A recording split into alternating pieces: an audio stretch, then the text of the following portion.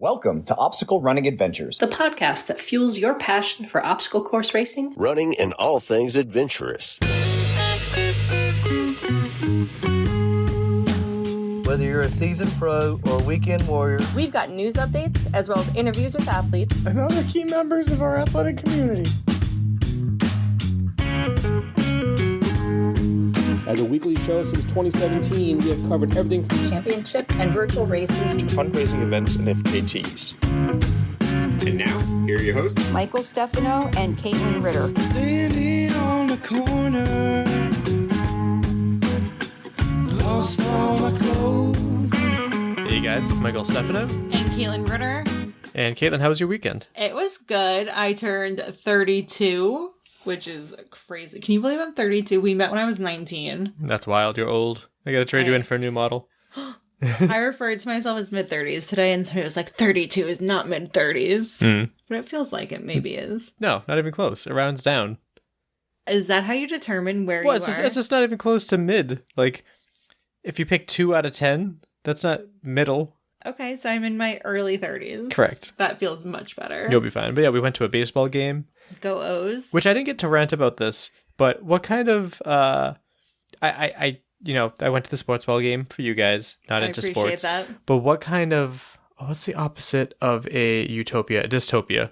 What kind of dystopia do we live in where it's like this strikeout leads to 1,000 people being fed, 1,000 students being fed. 1,000 students being fed. Like, we should not be rewarding strikeouts with feeding children in schools. Yeah, I wonder if this is like a uniquely American thing. But hey, this episode will likely be more international, so I think not too many of you people will be offended by this hot take. But I thought that was just wild. And then he hit like a home run or whatever, so I didn't strike him out. So does that mean 1,000 people? Yes, it's called strikeout hunger. They only feed it when the Red Sox strike somebody out. Wild. Yeah. It is wild. I think Stop and Shop should just donate the money. For shit's sake, absolutely. Like, geez Louise. Mm-hmm. Anyway, shout out to our sponsors. My pedestal. Shout out Mudgear. Use code ADVENTURE for 15% off your next Mudgear purchase. And Caterpie, use code OCReport20 for 20% off your Caterpie purchase. Perfect. We're going to shout out the Patreon supporters. It's not the first episode of the month yet, so we're going to thank the $5+ Patreon supporters. Okay. Jason Dupree, Samantha Thompson, Bradley Keel, Charlotte Engelman, Aaron Grindstaff, Laura and Stephen Ritter, Hank and Arlene Stefano, Cheryl Miller, Jessica Johnson, who is going to World's Toughest Mudder. Awesome. Yeah, breaking news. Christopher Hoover, Kevin Gregory Jr., Evan Irick, Brent George, Logan Nagel, Asa Cunnington, Seth Runder-Knetch, and Robert Landman. Yeah, thank you guys so much for the support. We greatly appreciate it. And to the OCR Report. For being home to us on the internet. And to Will Hicks. The Podfather. Check it out over at theocrreport.com. You messed me up. Currently, there's an AI in the group, and it is getting very confused, apparently. It's meta AI, so it's like the Facebook Messenger. Yeah, I never wanted it there. I love AI. Why are you such an old, grumpy man? Because I think it's, I don't know. It's people take advantage of it, and it's just like people get dumber for using it, I think. I'm not a fan. I love it. I don't love it. I utilize it appropriately. You overuse it. You think I overuse it? 100%. Shout out the athletes. Our sponsored athletes, Javier Escobar, who gets mentioned multiple times in this episode, Kelly Sullivan, Ryan Brizzalara, Joshua Reed, and Kevin Gregory. Something tells me that I put a poll out. Nope, those are the poll results. No, maybe we didn't. I just see the milk one. Why did I think we did? Maybe because we put out questions. Oh, maybe. Well, we're going to skip that as well as Meme of the Week because we have a whole lot of quick news, starting with Jaleesa Himka. Jaleesa Himka posted onto Bigger Things. So she graduated from some kind of school. It's not even in the description? Nope, it just literally says onto Bigger Things. Oh, not very. I can't tell how old she is. Congratulations on the school. She's young, so it must be like regular. Like high school? Oh, it might be high school. Or is it college? Congratulations on graduating. Next up, this comes to us from Sarah Korba, who posted 4 weeks post PRK, which was her corrective eye surgery, and she's seeing 20/20. What's crazy to me is that my vision will continue to sharpen and improve over the next 5 or so months. Very grateful for this opportunity, and to the people that gave me the push to get it done. You all know who you are. Goodbye astigmatism, you were the worst. And yeah, that's pretty awesome. Eye surgery scares the absolute hell out of me, but I think that's pretty awesome. And she's crushing people before. She's going to even be better now. Right. Jessica Pope posted Poppy, sorry. The start of Forever With You, our 4th anniversary, ended with an amazing surprise. Congratulations, they are engaged. Yeah. Hopefully that kind of eases the pain of losing Banjo. Next up, I feel like we were just talking about her pregnancy announcement, but she just had her baby, and her being Jess O'Connell. So many J names this time. She posted, "Happy birthday, Rory Connell Haynes.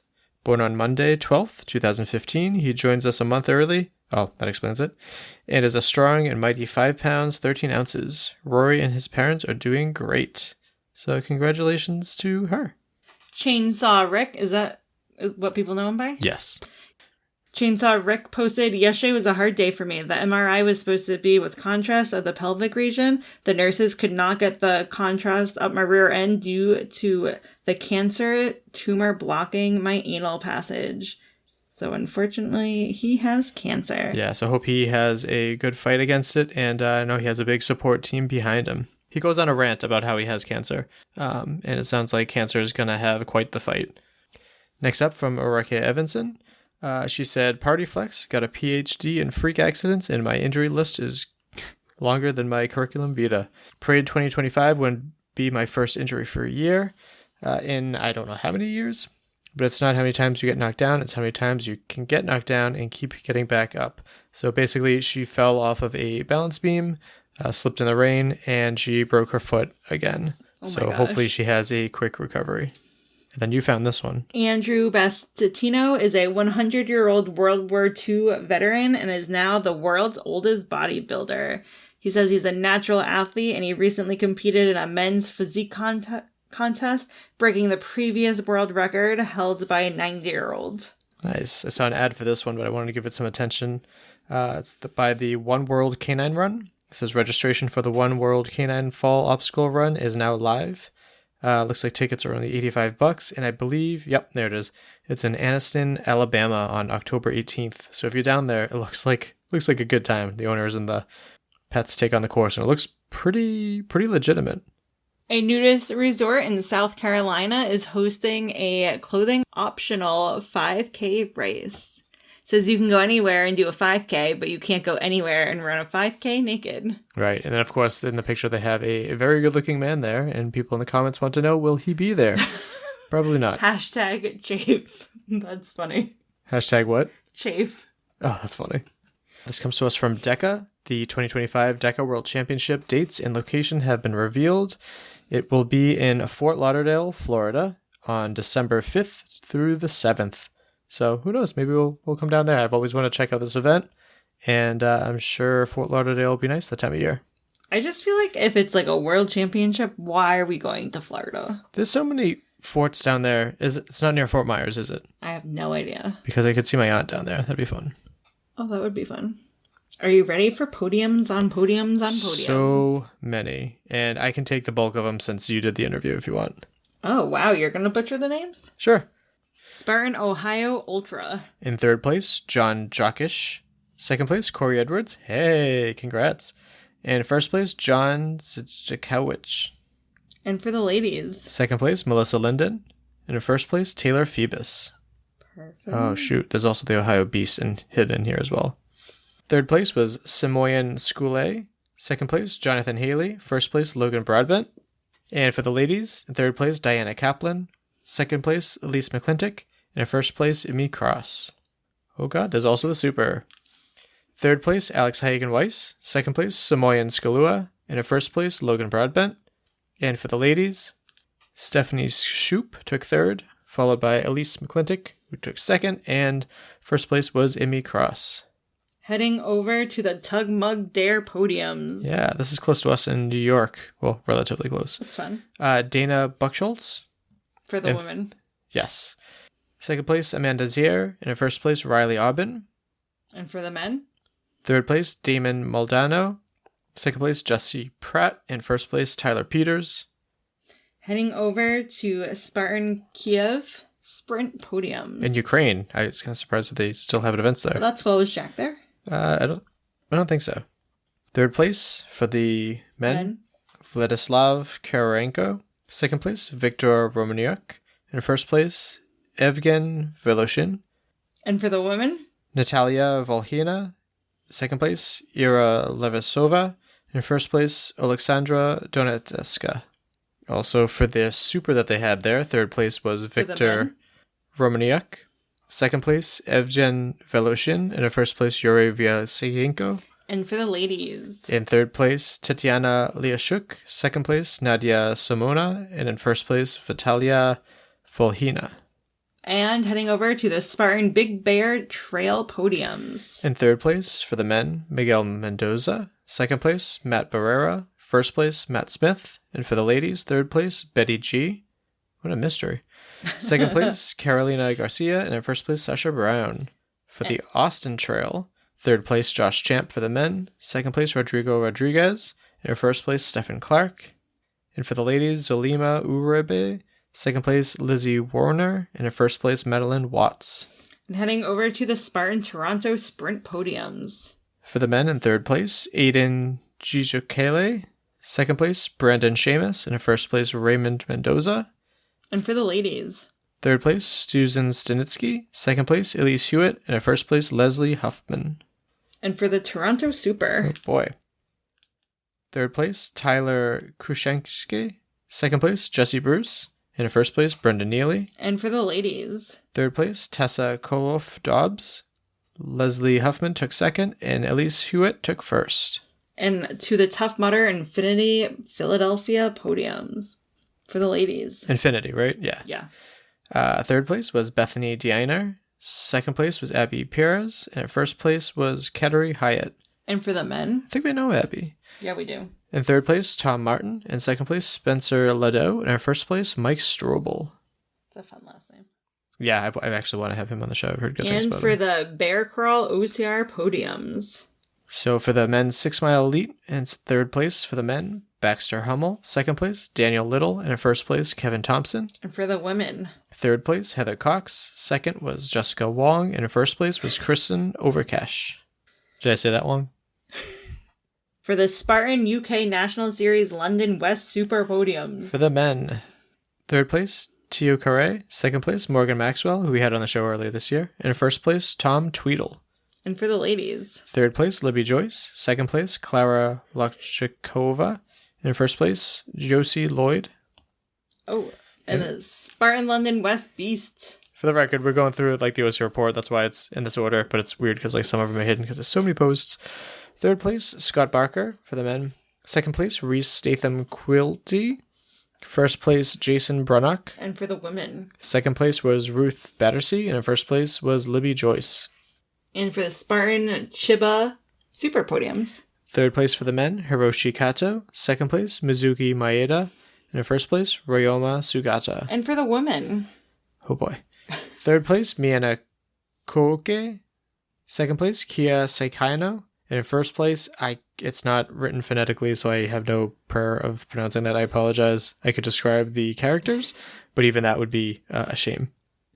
And heading over to the Spartan Ivory's Rock Ultra podiums. Third place, Damir Akhmedinejad. Second place, Gonzalo Camaiello. And in first place, Mitch Green. And for the women?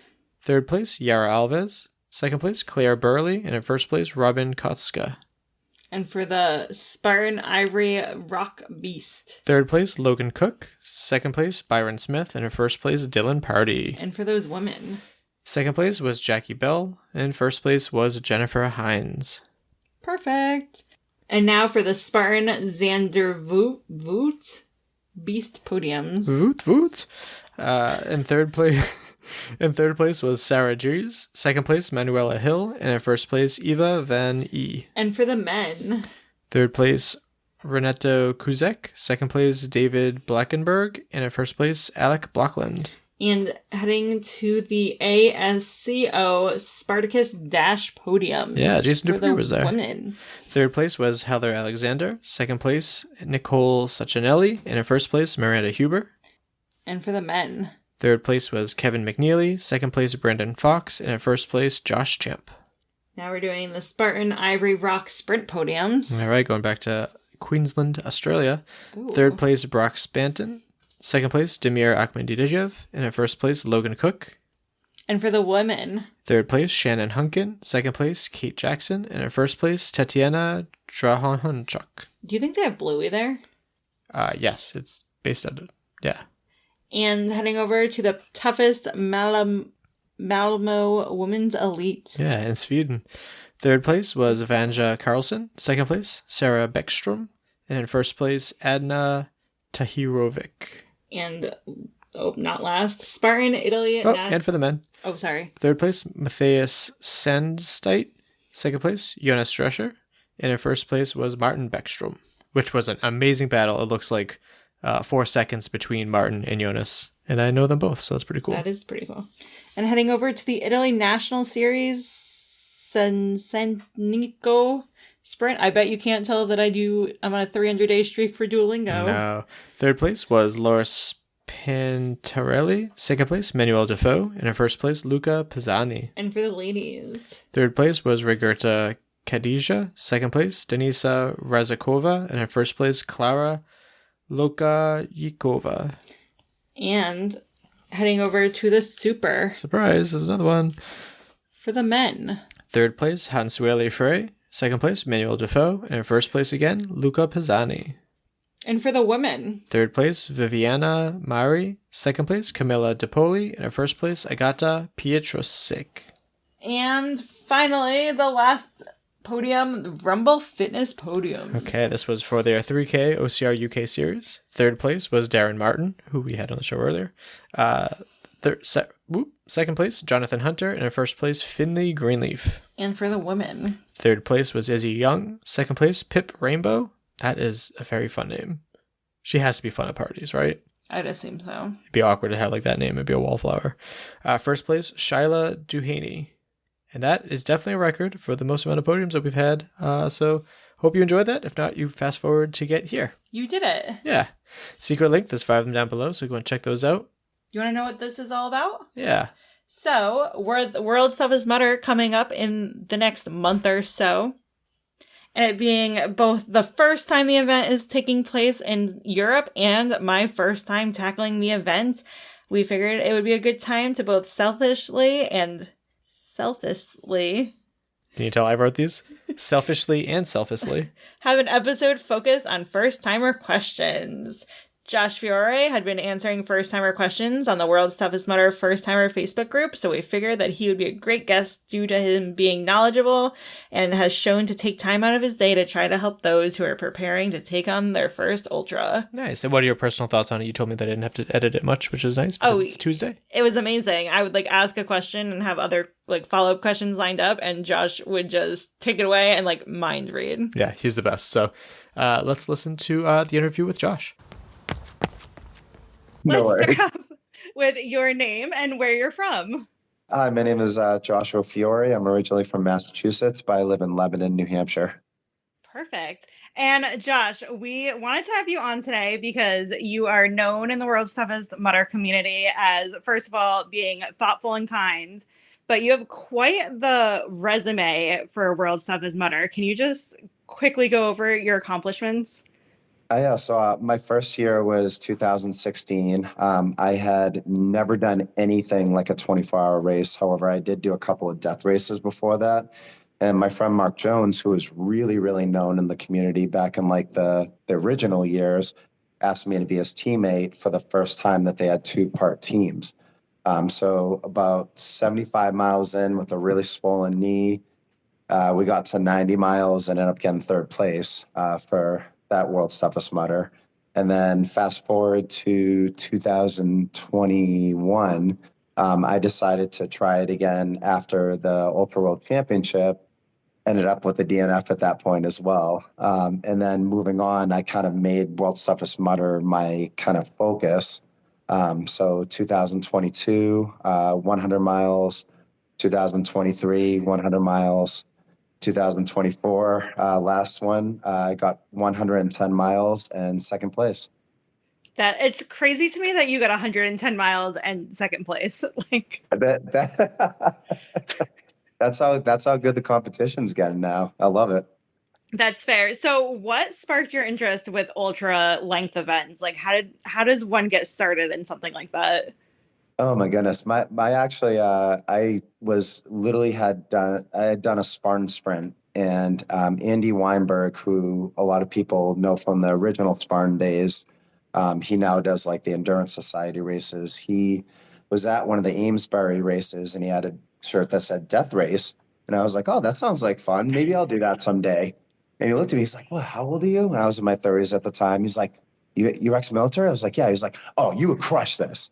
And literally, like, I signed up the next week. So, yeah, that's what got me into like ultra endurance stuff, and did 4 death races, started doing like the ultra competitive, and just learned that I'm really good at suffering.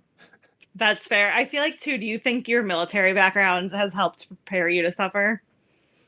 I think so. I had been out for more than 10 years at that point. So it was definitely, I think it definitely helped. But it's amazing. Like, there's people that never were in the military that like I've done these races with, or people in like special forces, and they're like, oh, if you could do this, you could have got through special forces.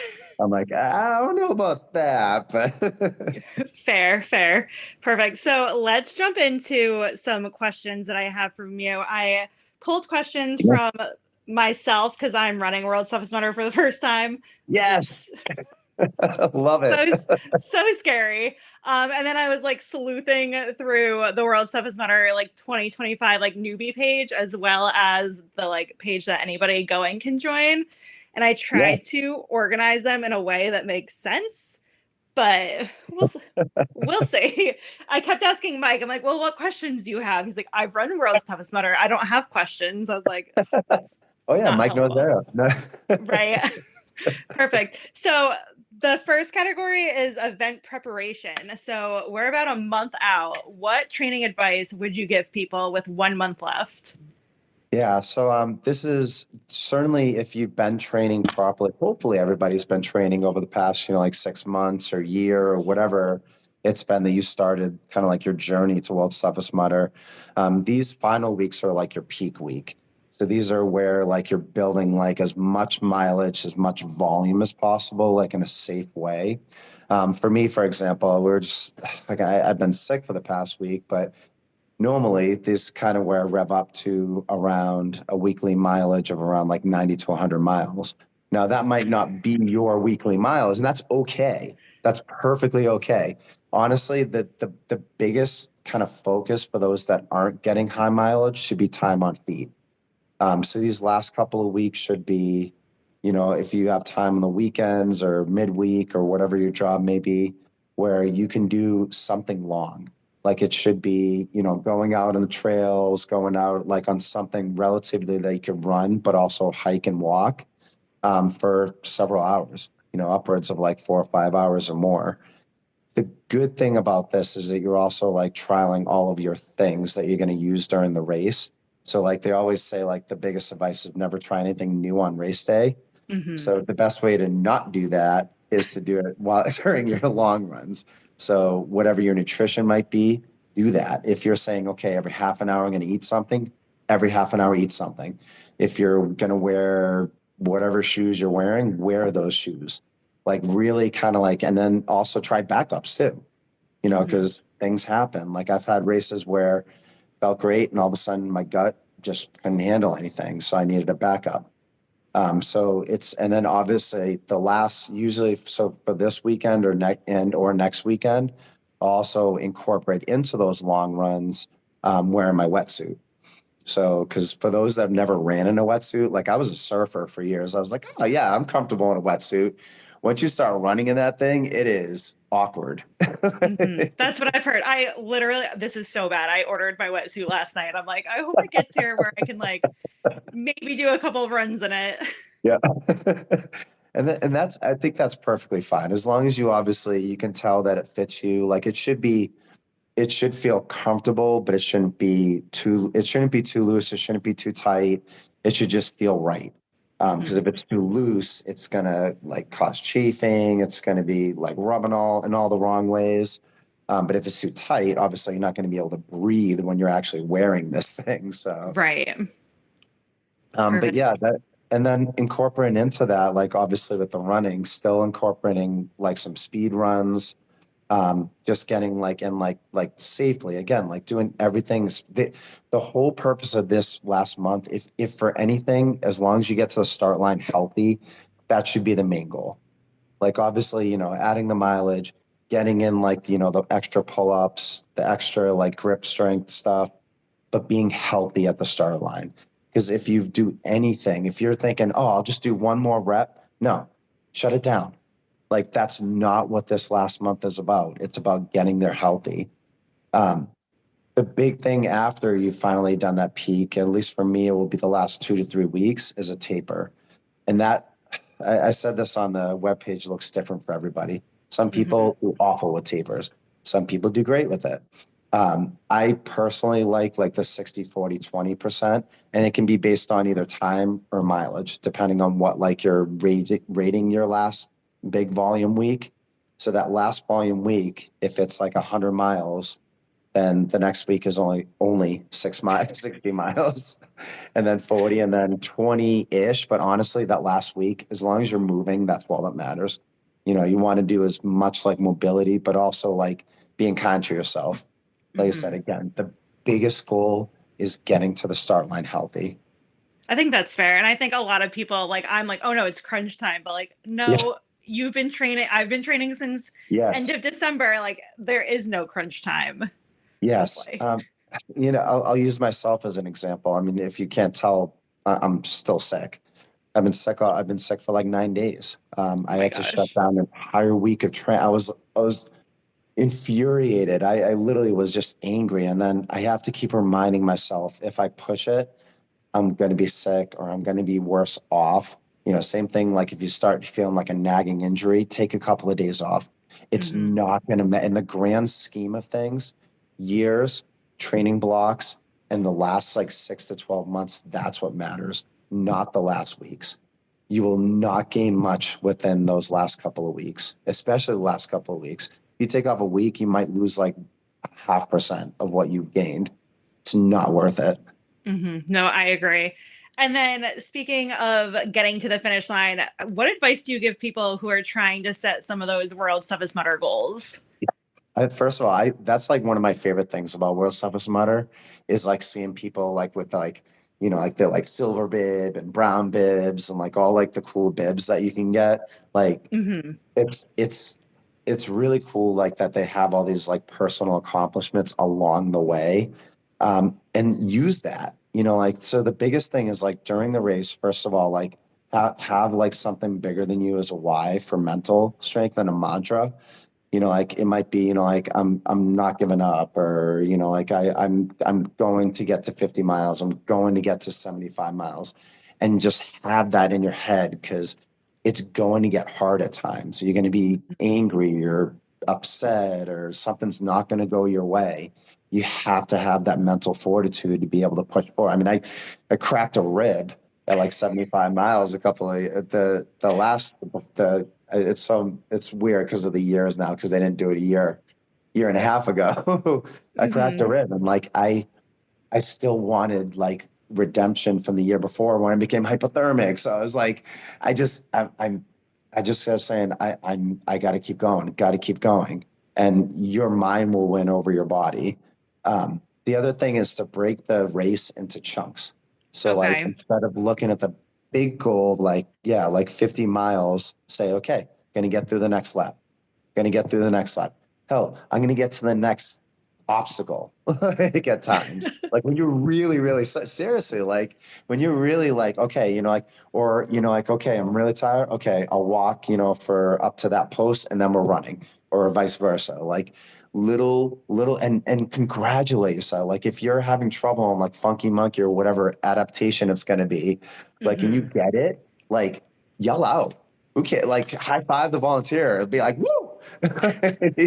like little tiny victories are gonna get you through this, and like live in the moment.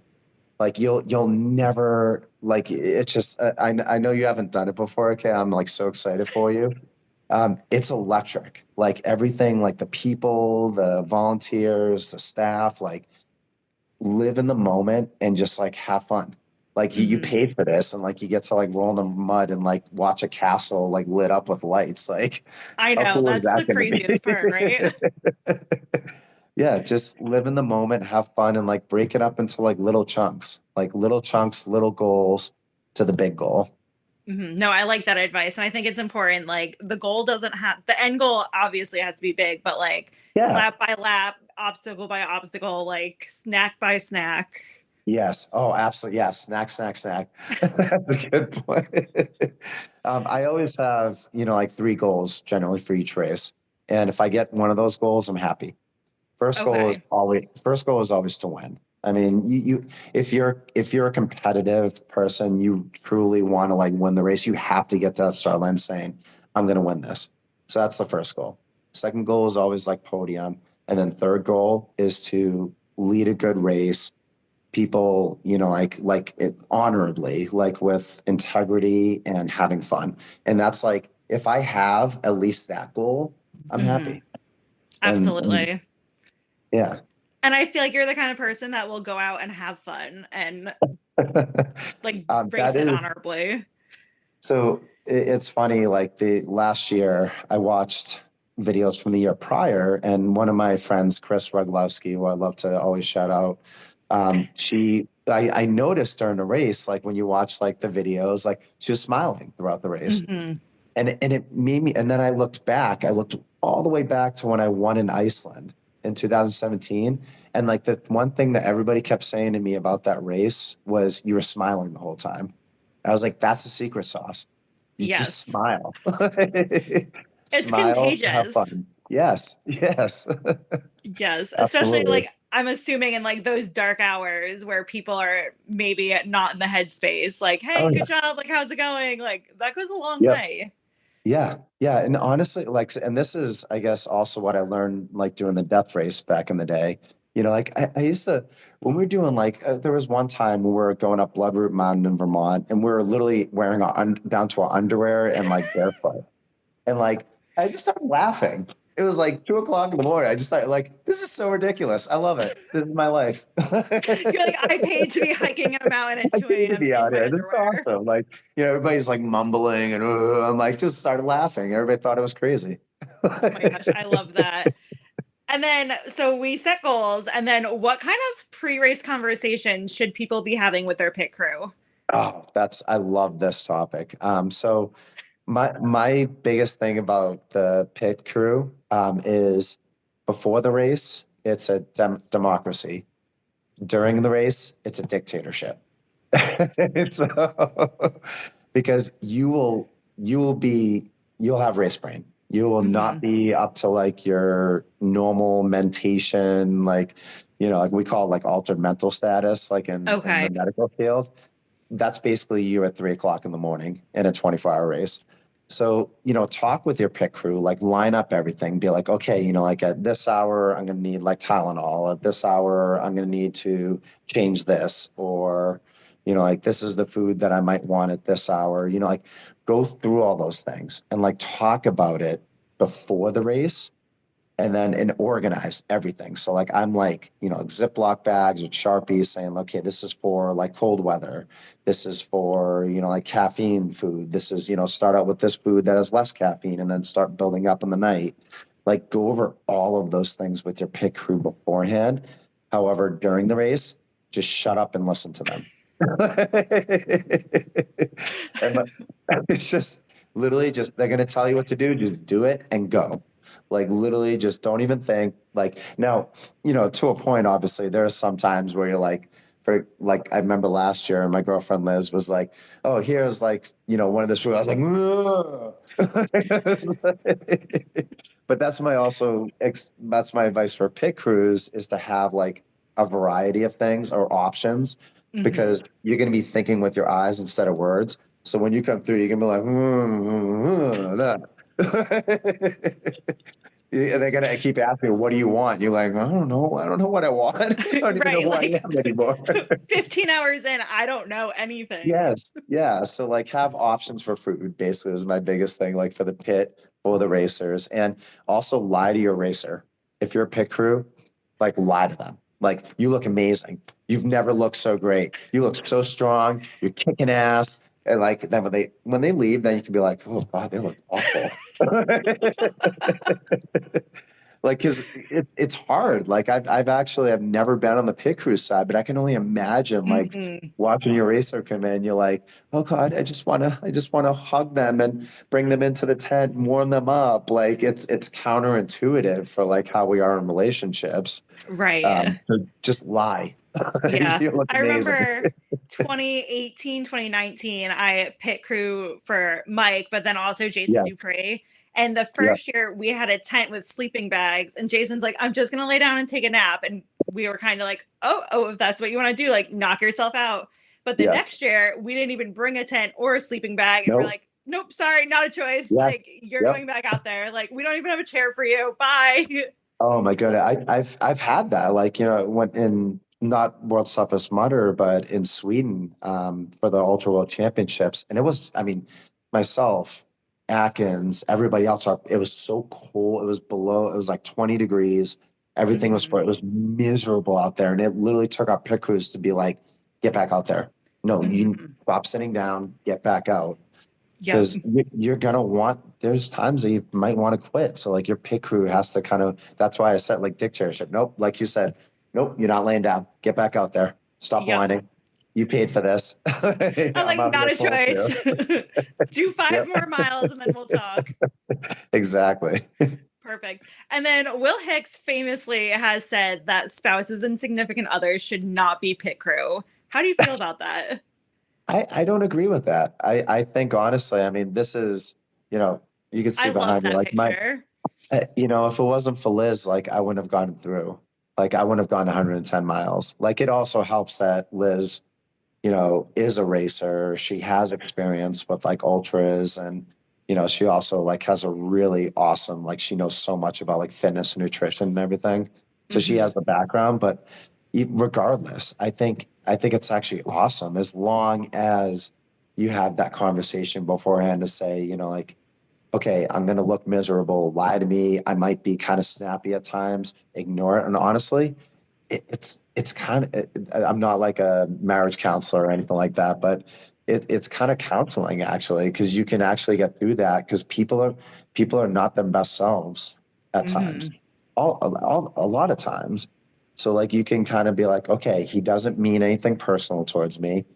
I'm going to fix him up, send him back out there. And then you talk about it afterwards. You're like, yeah, sorry, I snapped you. It's like, it's all right. You were tired. Right. It's actually a good, like kind of bonding experience, I think, actually for relationships, and maybe can make a relationship stronger. I agree. Will, I disagree with you.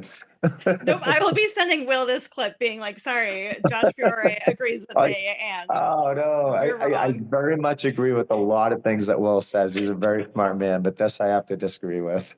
Nope, I completely agree. And then moving into more of gears and supplies, and we've kind of touched on this, but what should people have in their pit area? Yeah, so obviously food.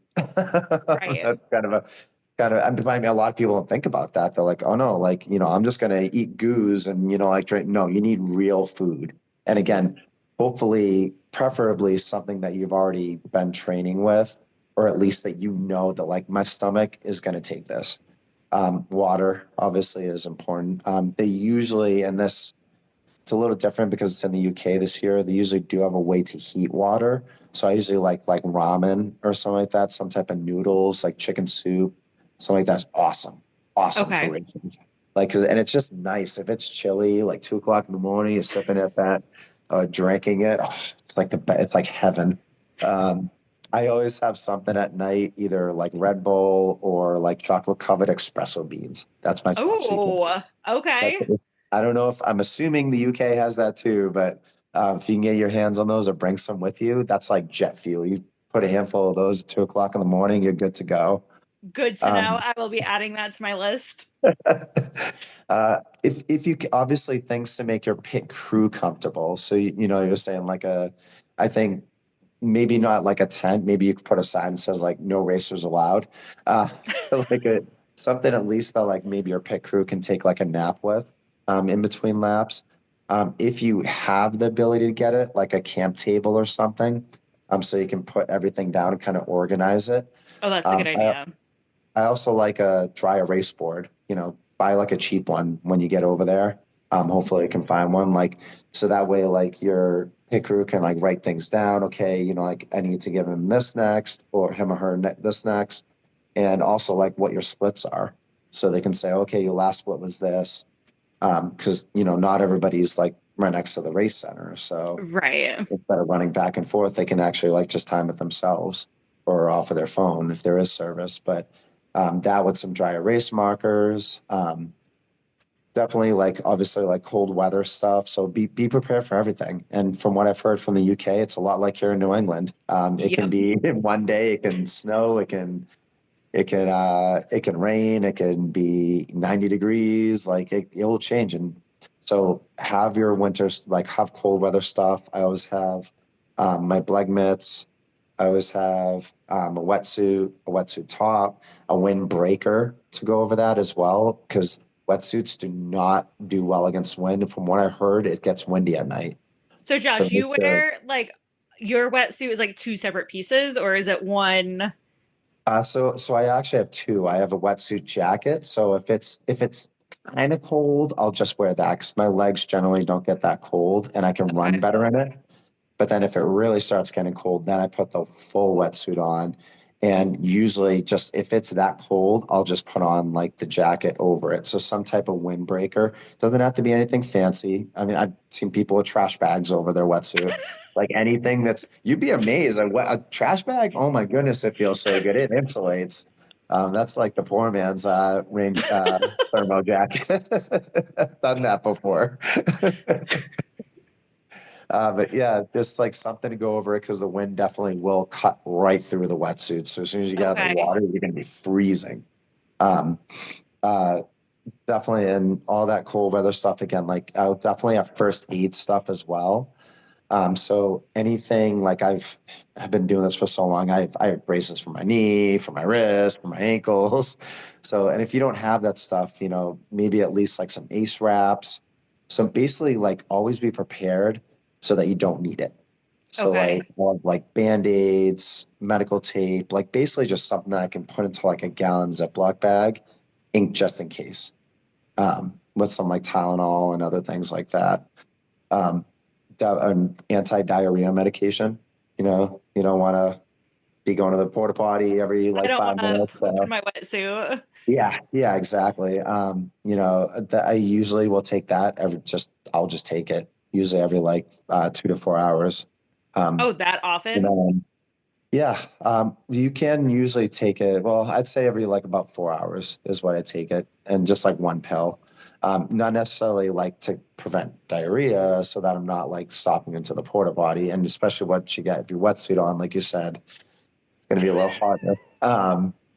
Trash bags actually for your feet. So I'm going to hopefully do this. So you put one on your foot, and then you put the wetsuit to get it on quicker. So you basically put it on the bottom of your foot, and then the leg of the wetsuit comes on so much quicker. And then when you that is good to know. Rip it on off inside out. Yeah, that will help a lot. And that's pretty much like the big things that I would have at like the pit. Perfect. And then going back to wetsuits, when should somebody put on a wetsuit? Yes. Oh my goodness, this is like a very debated, or not necessarily debated, but talked about a lot before you need it.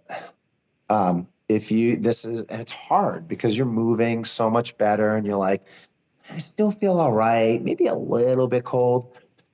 If you're not moving quickly, just put it on.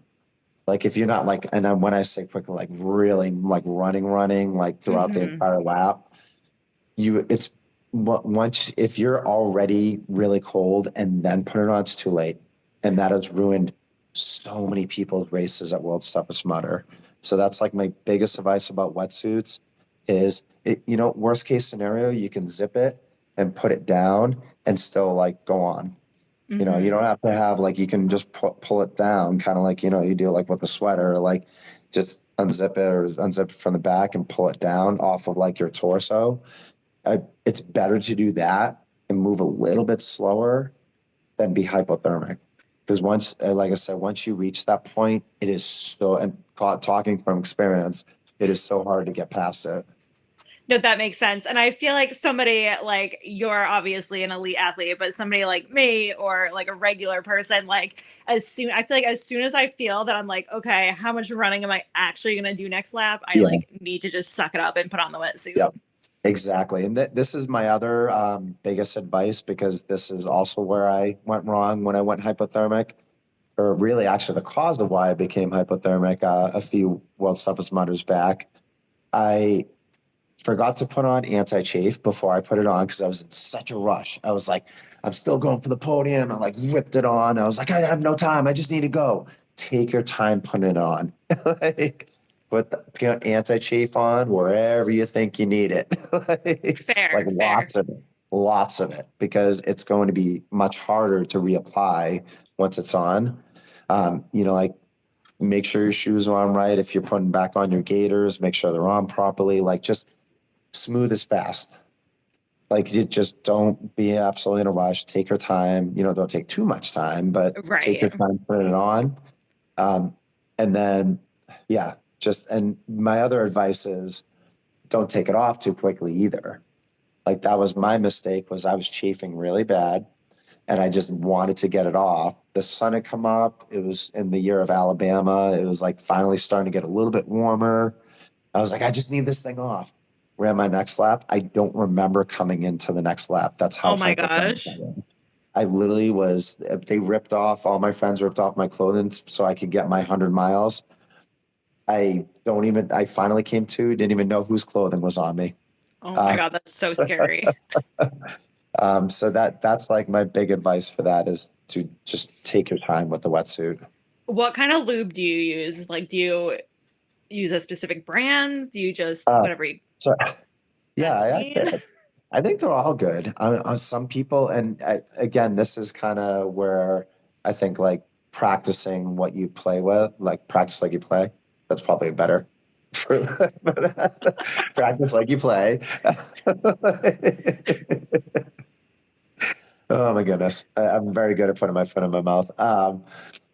So like if you use squirrel nut butter, use squirrel nut butter, which I love. And they're one of the sponsors for my race team, but I also like Kamoy butter as well. Like there are other like different ones, just whatever you use in training, use that.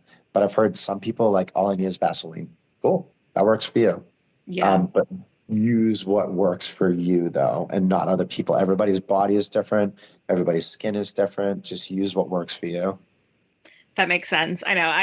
Mike has this like it's like Body Glide that we both use. I'm like, I get the Body Glide stick. I know, like I said, I'll still, I mean, it's been around forever. Yep, it melts. We just like mush it back together. I'm like, so gross. Yeah.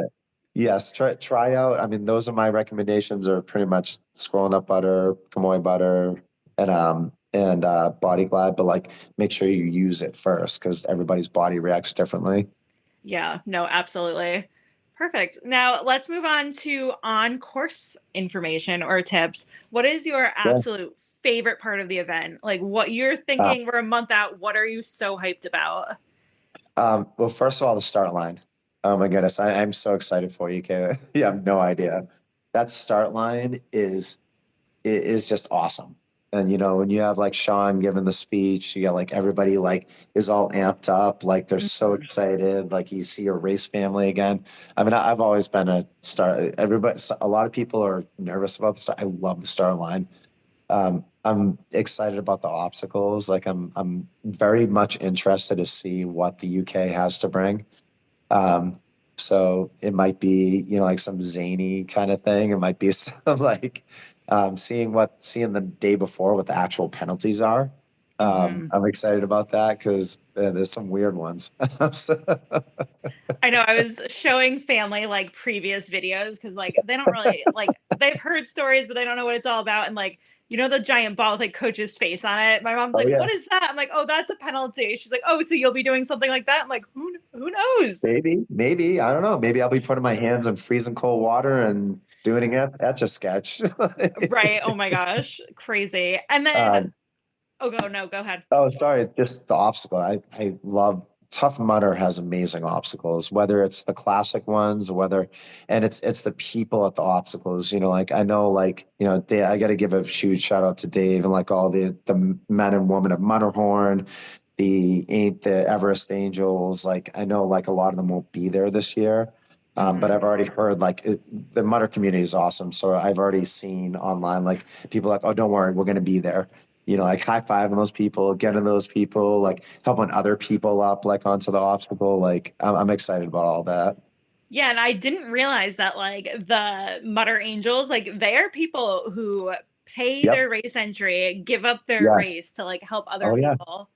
I cannot say enough about all of those amazing athletes and what they do.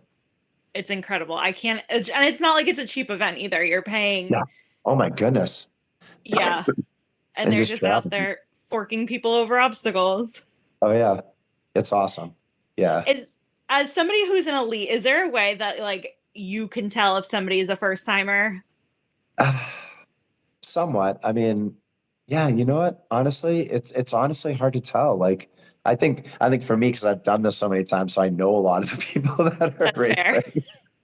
But honestly, it's very hard. Honestly, it's really hard because we're all on the same course. Like we're all like just like basically quote unquote suffering through like like all this like yeah. I don't really think if it was my first time, I couldn't tell other first timers. Other than, when Sean says, is this your first World Toughest Mudder? Right. He outs us all that way. Yes. And then if somebody's stuck in an obstacle, is it okay for them to ask for help? Oh, 100%.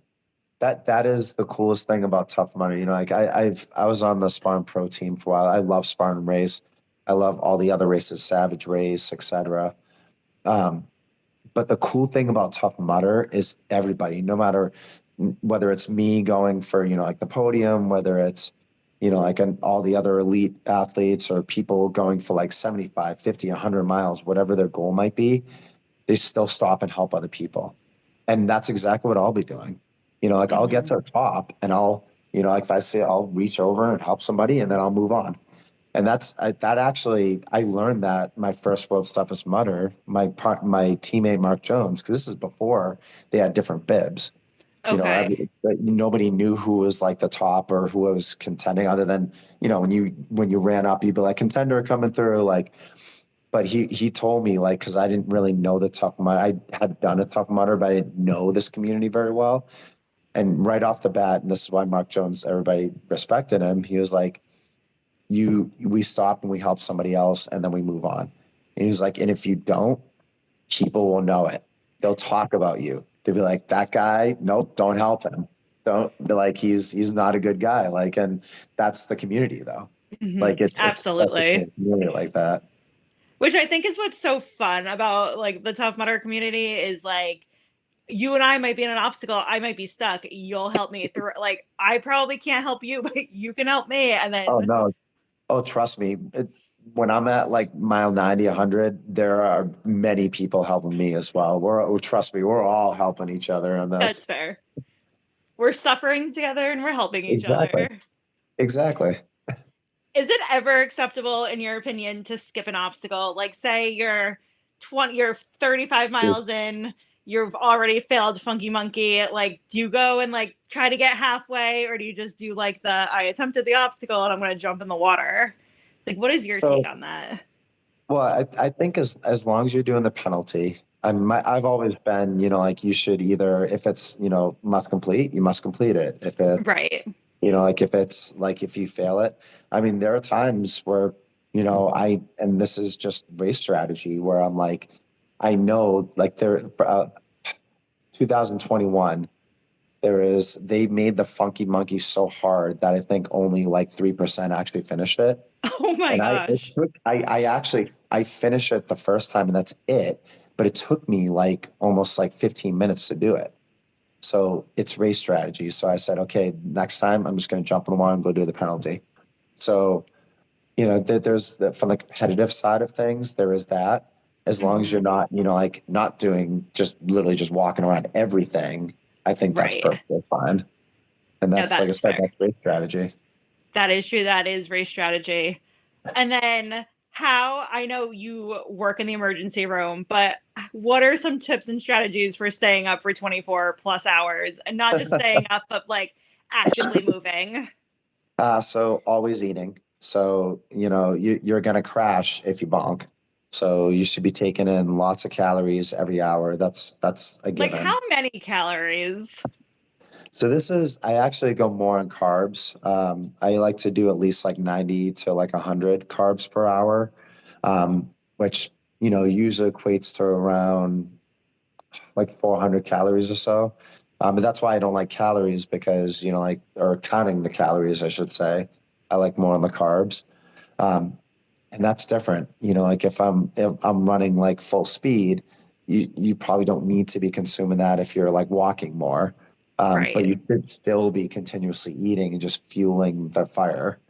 The other thing is obviously staying hydrated as well. You want to stay hydrated. Like I usually have at least like a liter of water, like mixed in with Tailwind and just straight up water every hour for not becoming dehydrated because that will make you bonk. And then, as I said before, like things at nighttime. So I'll start off with things that don't have, if any, caffeine at all, like no caffeine. And then in the second half, I'll start kind of a steady stream of caffeine, basically. I don't like chug like a huge, like 400 milligram amount of caffeine, just small amounts of caffeine throughout the rest of the race. And then like at nighttime, like I said, like my kind of go-tos are Red Bull, like chocolate covered espresso beans, like things that kind of, that's the extra push. Mm-hmm. And then fortunately there's being in the summertime, there's going to be more daylight than moonlight. Yes. I heard that the night hours are going to be very little. Yeah. So the biggest thing is if you are kind of getting sleepy, and this is, going back from like my death race days where you're awake for like 3 or 4 nights, never quit at night. And we are solar powered. So just keep reminding yourself, as soon as that sun comes out, even if it's cloudy, doesn't matter. As soon as it starts getting light, it's like, boom, you are awake until you stop. Yeah, right. So yeah, definitely just keep going at night. Do you wean yourself off caffeine before the event? Like, will you? I do, but not completely. Like you said, I work in emergency medicine, so I think I would probably go into withdrawals if I stopped caffeine altogether. So I will cut back. I used to in the past. I used to like no caffeine for the last like couple of weeks before the race. Now I cut back. And I feel like it's kind of a good balance because if you completely cut out, it might actually be like untoward effects of caffeine because you haven't been consuming a lot of caffeine before. So I kind of like the balance of just literally just cutting back. That way you're not like the most miserable person in the world. I mean, you will have the taper is the hardest part of your entire training. I'm going to say that for anybody that has never done an adventure or endurance race. The tapering is the hardest part.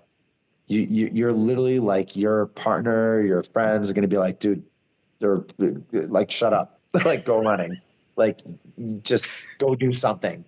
Yeah. Go for a walk. That's fair. I know. I have like in my training block, I've been working with a coach and like every training block, there's always like a deload week. And I'm always like, oh, Mike's always like, are you going to go work out today? I'm like, not today, like deload week. And he's like, what are you going to do? I'm like, I need to do something because I'm stir crazy. My brain is. Yep. Yes. So I can't even imagine like tapering, like for real. Oh my goodness. Yeah. That's probably the hardest. But the other kind of advice I have for that, by the way, in the tapering is try not to overstimulate yourself. And like I said, it's so electric. The days like Friday, you're going to want to like literally get there when the gates open and like stay there till like, and go to the after party, like, or go to the Friday dinner and that's fine. Do those things. Like, interact, like live in the moment, but don't like overexpend yourself either because you're going to be like, so like hyped up by that point. Yeah. I find like I am an anxious person and I have tummy troubles and I find that I have to like find that like very fine line of like not setting myself up for like panic attacks and not setting myself up for like shitting myself, but like just the right amount of buzz.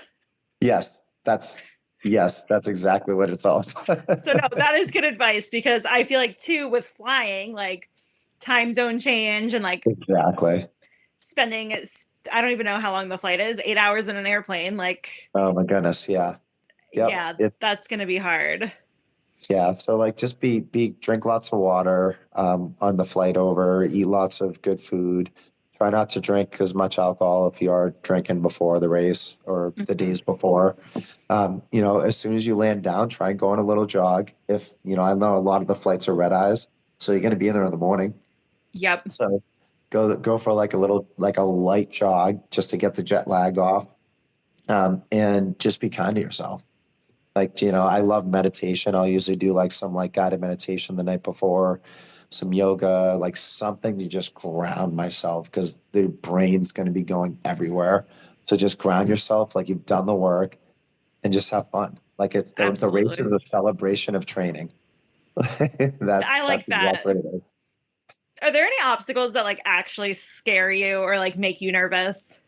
I don't like electricity. Okay. So I've done one Tough Mudder and I somehow did not go through the electricity. Like, what does that feel like? It's not that bad. I'm not trying to like scare people. Is it the anticipation? It's more the anticipation. It's like it's kind of like that. Like when it hits you, like it's like somebody kind of like jabbed really fast. It's honestly the anticipation. I feel like once you actually go through the first time, we were pretty fortunate last year. It was so windy that like it was just like blowing it to the side, so you just like crawl underneath it. I don't think they'll probably be that we'll be that fortunate again. Maybe, I don't know. Maybe it's like electric eel where you have no choice but to get electrocuted, like you're on your back. And I feel weird part is I actually have less of a problem with that one than I do running forward. Maybe it's the phase. I don't know what it is about it, but I just don't like that obstacle. It is what it is. That's World's Toughest Mudder. Like you got to get past your fears. So, like, are you good with like the stacks? Like, if they somehow bring that back, we're jumping into like the moat of the castle. Like, yes. Oh my goodness, I hope so. I hope not. We had the cliff jump. Okay, so this is my advice, because I am very much afraid of heights. I'm a mountain runner, which makes absolutely no sense. I run down like the craziest, steepest mountains of New Hampshire. I am afraid of heights. So this is my advice for you. If they do have some like the heights or something that's even like 15 feet up that you have to jump off of.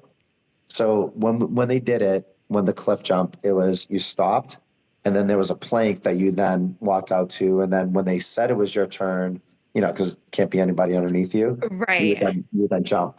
So I would actually, instead of standing there, I would stand over here. And I told the volunteer, I was like, let me know when it's my turn. So he'd be like, all right, it's your turn. And I would just walk and just keep walking. Because I knew if I just stood there on the edge and looked down, I'm going to psych myself out.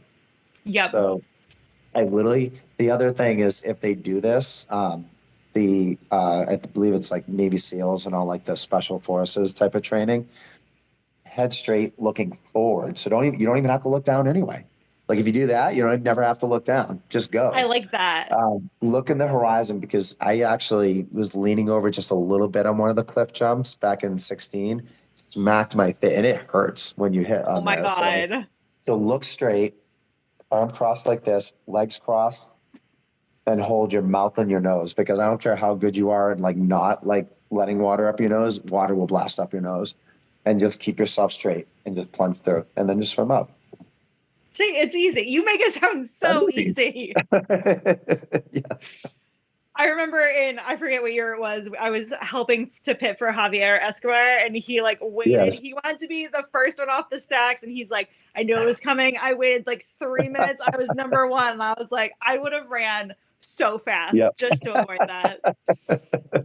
It's like I said, just tell yourself, you know what? I'm not even going to look. I'm just literally just going to walk off of it, whatever it may be, whether it's a 15-foot jump, which they've had like the classic Tough Mudders, or if they have like the stacks from like 20 or 30 feet, just walk straight off of it. And it's fun. After that. Nope, that's fair. I will give that one try. I will take your advice, and if it sucks, I will probably be taking my little penalty lap. Fair enough. But I feel like if I do it once, it's like, again, the anticipation of like, okay, I did it once, I can do this again. Like, no problem. And that's almost every obstacle, whether, like if you're like nervous about confined spaces or anything, just basically just get through it the first time. After that, don't even think, oh my God, I have to do this like 20 times or I have to do this 10 times or whatever. Just go through it. And then after that, it won't be too bad. No, that's good advice. Now I'm going to move into some medical questions. I know you're not a medical doctor, but you're very close, I think, right? Yes, I'm a PA, a physician assistant. Perfect. So we already we talked about the Imodium. It's safe to take like throughout the course, and you can like prep with that, right? Like as long as you, and this is like my medical disclaimer, as long as you don't have any contraindications to taking it. So if you have like any type of major bowel disease, so like if you have like problems with your stomach and your doctor has said, do not take Imodium, do not take Imodium. Listen to your doctor. Right. No, that's fair. That is fair. And then I know during the event, I could be wrong, you can or you cannot take ibuprofen. So I would not take ibuprofen.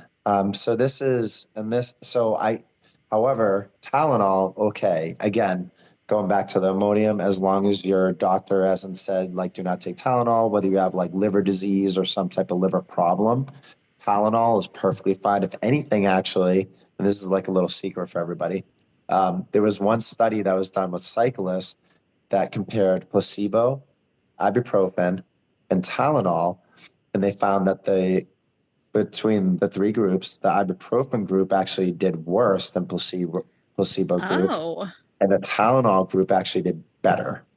Okay. So now this is a small study, take it with a grain of salt. But, my theory on this is that Tylenol, it just is a pain reliever. That's all it does. Like it works in a way that we truly don't understand, but it works just on pain. However, ibuprofen, Advil, naproxen, all like the basically non-steroidal anti-inflammatories, those actually work within a very complicated system within your body that basically helps with the lining of your stomach. Okay. And regulates the pressure of your kidneys. So what happens is in a event like, World's Toughest Mudder, ultra marathons, and this has been documented many times, people will be dehydrated. They're popping ibuprofen throughout the race, and they ended up in either rhabdomyolysis, which is basically muscle wasting, and kidney failure. So my biggest advice is no ibuprofen. Now, that being said, if, you take like one or two, like once in the race, it's probably not a big deal, but honestly, it's just not worth it. And the studies actually show, you want inflammation throughout the race. You want your body to be sending the troops to kind of clean up and then help you out throughout the race. Because it's basically, that's what the race is. You're literally breaking down your body, building up, breaking down, building up, breaking down, building up. Tylenol doesn't affect that process. It just blunts the pain. Okay. So that's why what I'll do is about an hour before the race, I'll take Tylenol, about a half an hour, and then every about 8 hours. So I'll usually take it about like 2 or 3 times. That actually is legal for the WADA as well. Like if you are competitive, as long as you're not going past like the daily limit, which is up to 3 times a day. Oh, I didn't know that. Good to know. And then I know that you've experienced hypothermia, but what are the beginning signs when you're like, oh, I'm in trouble? Yeah. So obviously, like cold, like the classic, you start shivering. Really, it's tough with hypothermia because it's a snap. And I've seen it too. I've seen people talking and all of a sudden they're altered. So like, it's kind of think of like the person that is drunk, but not drunk.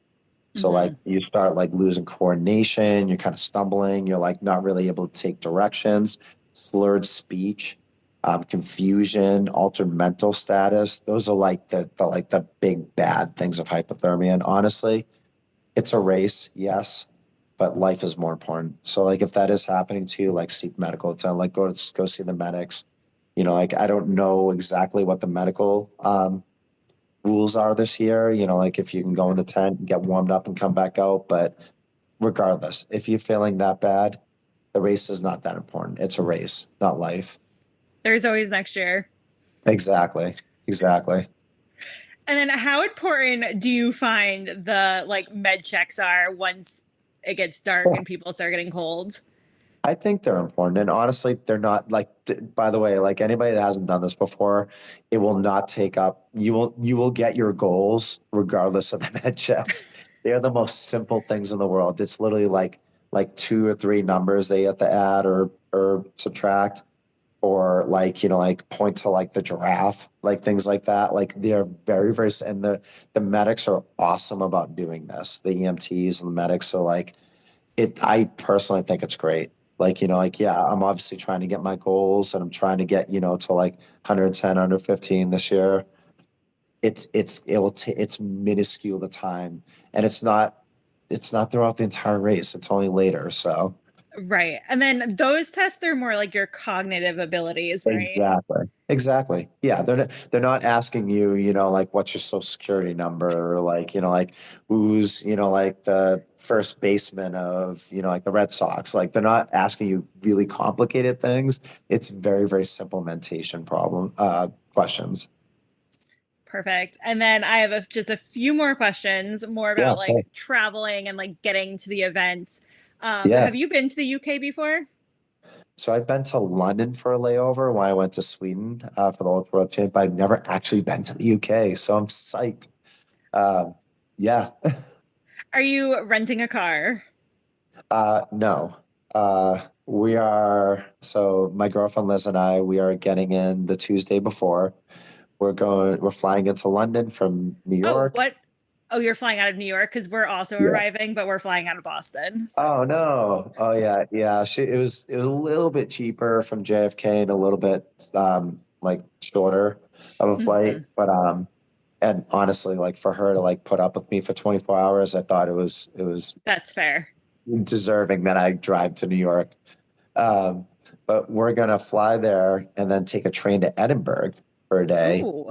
And then take a train to Manchester and kind of figure out from there. Okay.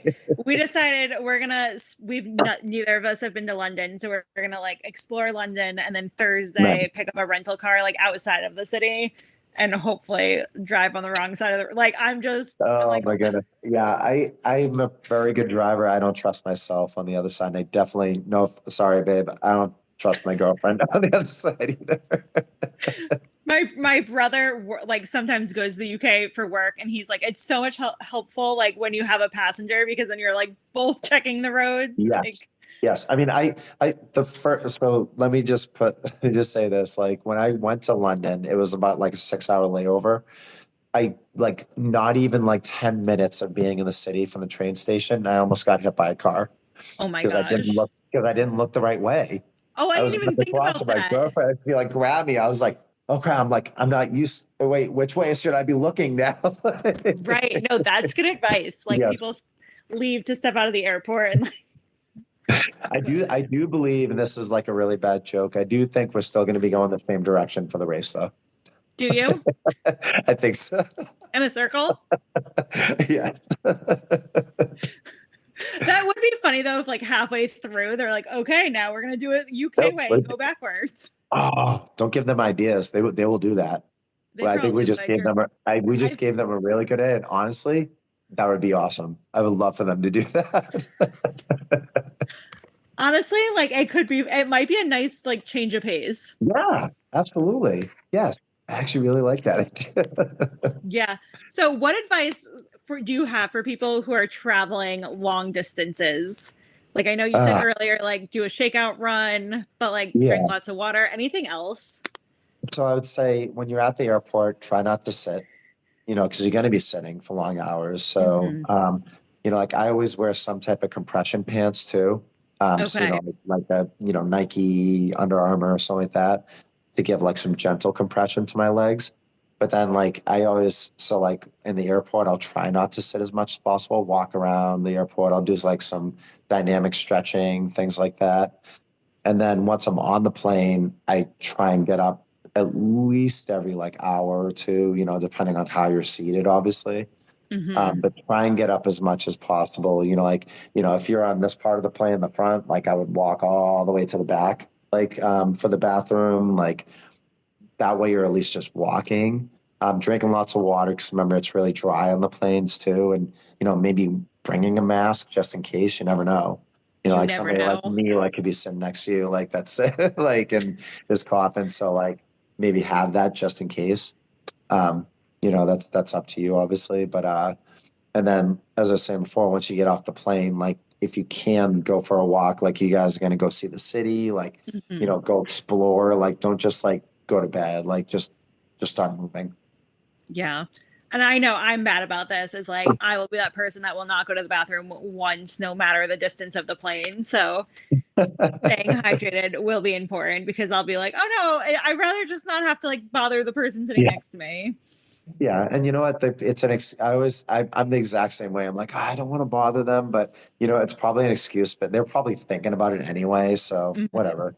That's true. Trust me, I do think the exact same thing, and that's why I'm going to have Liz on that side. So be like, babe, Yeah, when we booked our tickets, I don't know what airline you're flying, but we're flying like a UK based airline. It was like $66 a person to pick your seat, and I was like, oh, I'm not going to do that. But now I'm thinking like maybe I do at least going there, like get the aisle, so this way I'm not. Yeah, I thought the exact same thing, and I still don't know what my seats are, so it's gonna be a surprise. Yeah, same here. I'm like, I'll just hopefully one of us will be in the aisle, and I can just switch us around. Exactly. And then, do you think it's important to get used to the time zone ahead of the event, or do you think 24 hours like time zone not important? I do. Obviously, this is probably, like kind of mood advice because most people probably already got their flights. Like there's a reason why we're getting in on Tuesday, not just to obviously see the UK and Scotland. But I think having a couple of days, kind of like if you're, like altitude or, getting used to any type of place, for me, like I have asthma and allergies too. It's not even just the time zone.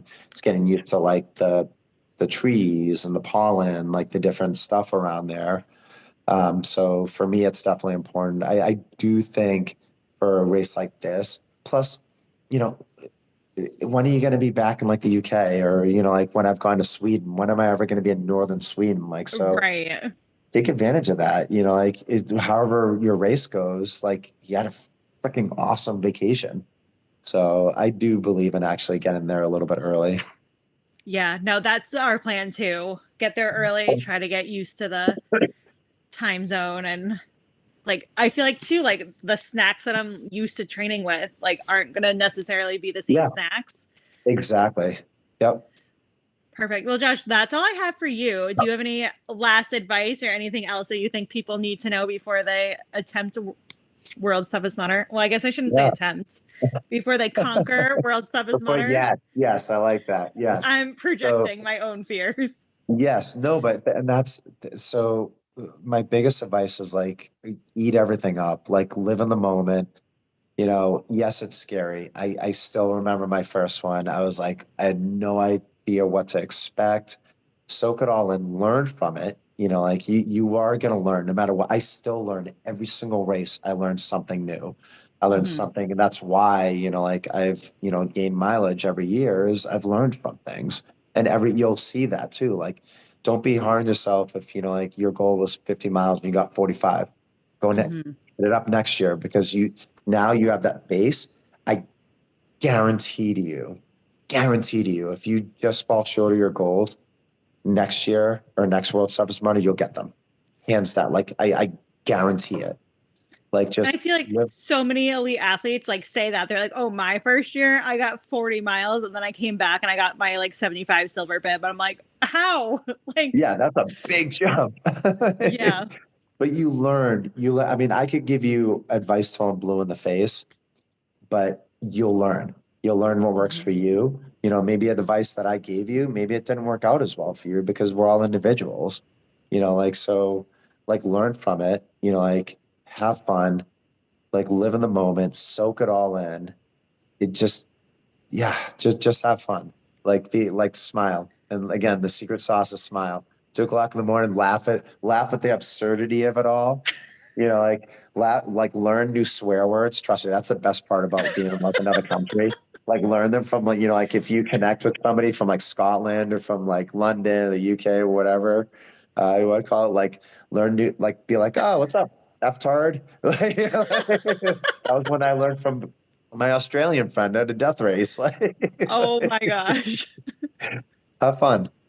That's my biggest Have advice. fun, smile, and learn the new curse words. Yes, 100%. Oh my gosh. Well, Josh, thank you so much for taking time out of your day to chat with me. I appreciate You're it. welcome. And I will see you in the UK. All right. See you all in the UK. Bye. Bye. Welcome back. Massive thank you to Josh Fiore for taking the time to come on the show and for always being super helpful both on and off the course. For related episodes, there are a bunch. I just typed out all the numbers, so we're going to go through these ones together. Starting with, it looks like 114 was the first time that we had him on the show. Spartan Greek Peak Winter Sprint with Elites. Yeah, that was way back in 2019. Following that was episode 194. Kismet Cliff Run with Corey Waltering, Tom Hooper, and more. Yeah, after that is a big jump to 328. The Final Fit Challenge OCR with Elites, Ultras, and more. After that is 358. World's Toughest Mudder 2023, Part 1, Community Dinner and Race Day Interviews. Followed by 360. World's Toughest Mudder 2023, Part 3, Bar Crawl Interviews and a Musical Performance. Yeah. And then 382 he was on. For the New England OCR Expo Part 2, Athletes, Speeches, and Staff. And then getting to be more recently, episode 401. The Final Boulder Dash with Racers and Lynn Hall. And 402. Josh Fiore on winning Spartan Killington Ultra and unfinished business at World's Toughest Mudder. Yeah, this is when we only finally had him on for his own episode after these many, many appearances. You know what he will always remind me of? What? Our honeymoon. What about it? Remember we found like a red sign, like a street sign that was Fiore? Oh, yes. Yeah. But it was like an I instead of an E or something. Yeah. Yeah. Episode 413, World's Toughest Mudder 2024, Part 4, Bar Crawl Interviews. Yes, and we definitely plan to have him on a few more times, both on and off the mic when we see him in England. Subscribe and follow wherever you get your podcasts, and leave us a review on that purple podcast app. You want to know what I want for my birthday? That?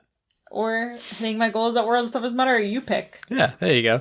And actually, I'll have to check to see if we have any reviews from different countries too, because they don't always go to the same place, which is kind of annoying. That is exciting, though. But we'd appreciate that. Or just reach out to us on social media. That's always fun too. We're on Facebook and Instagram. Instagram's the main place to talk to us. Facebook I check occasionally. For our Patreon, you can support us over on patreon.com. Please join on the website and not on the app, since Apple will charge you additional fees. Coming up next, not sure, maybe the book interview, but more likely another eulogy episode that I'm putting together because it's timely for some other news that I probably should have put up in quick news, and I guess I'll put that in next episode. You know, I'm done with my IEPs for the year. I'm done with my end of year summative. I am ready to read a book for funsies. Oh, there you go. Got a joke and a quote to end this out? I do. I always do. My quote is, I just want to take a moment to affirm the strength and courage that is still running wild within you. Felt like that was appropriate. Yeah. And my joke is, what do you call a pencil that acts shady? What? A little sketchy. Nice. All right, well, that just about wraps it up. My name is Michael Stefano. And my name is Katelyn Ritter. Good luck for your final week of training for World's Toughest Mudder, and we'll talk to you... Final week? Month. We'll talk to you next week. Bye. Bye. Thank you for listening. We hope you're feeling motivated, inspired, and ready to take on your next race or training run. If you've enjoyed this week's episode, leave us a review and share it with your fellow adventurous friends. Follow us on Facebook and Instagram at Obstacle Running Adventures. Don't forget to subscribe so you never miss an episode. Join us every week for more news, stories, and interviews from the community. Our intro song was Streaker by Straight Up. And our outro music is Iron Paw by The Best.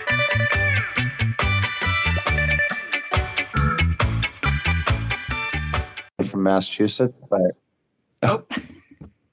Let's start over. I'm just gonna move quickly because my computer is dying. Oh, you're fine. So sorry. Welcome to my basement.